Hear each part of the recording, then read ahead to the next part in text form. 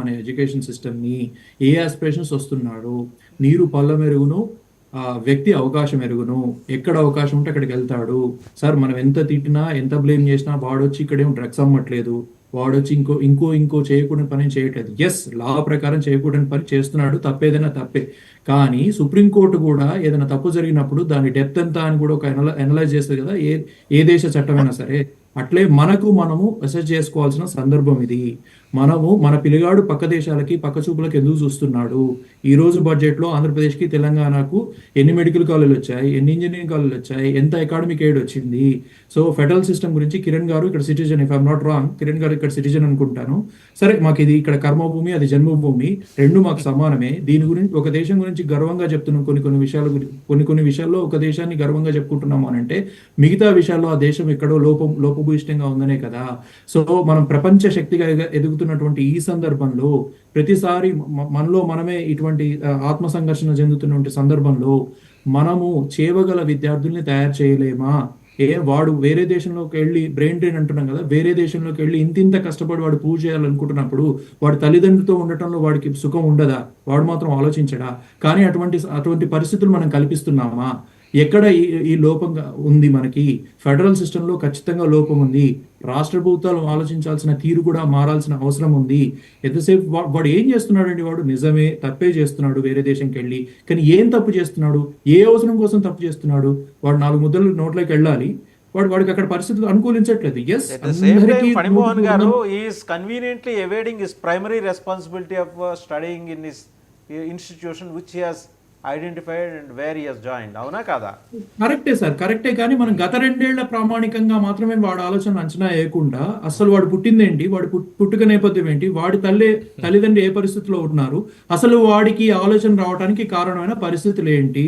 ప్రపంచ దేశాలతో పోటీ పడుతున్నప్పుడు, సర్వీస్ సెక్టార్లో నెంబర్ 1 గా ఉన్నప్పుడు, చైనా అమెరికాని దాటిపోవాలని చెప్పి మనం కలలుగంటున్న సమయంలో ప్రభుత్వాల నుంచి కూడా ఏమైనా ఇనిషియేషన్ ఉందా?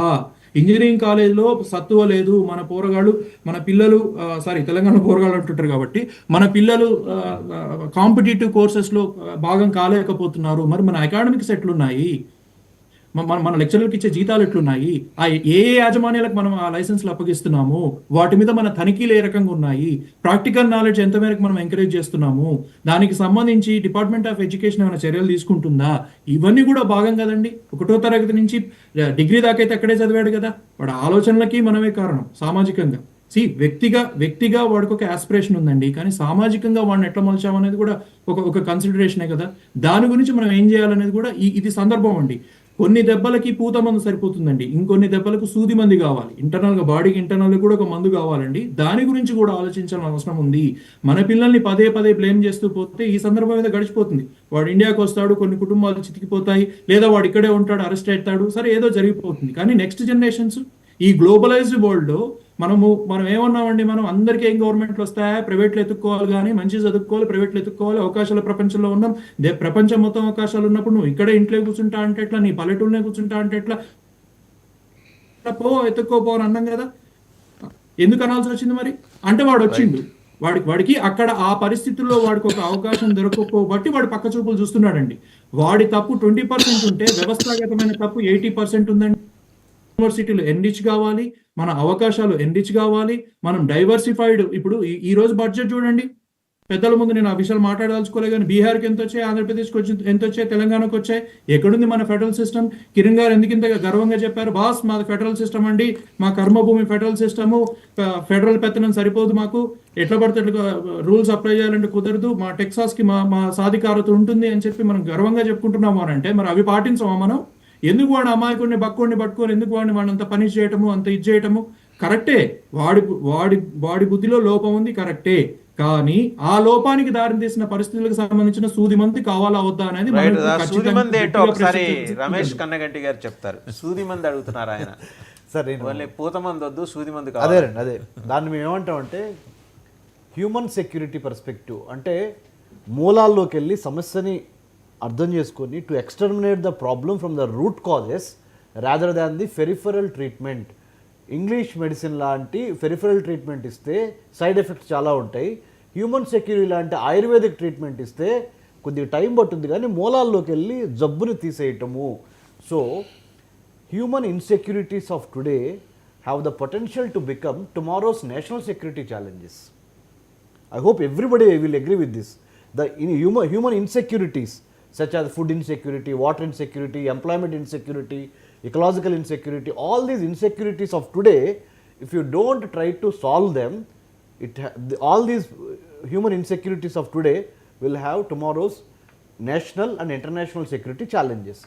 So that's why there is a need to approach the subject from bottom up also, not only from top to bottom.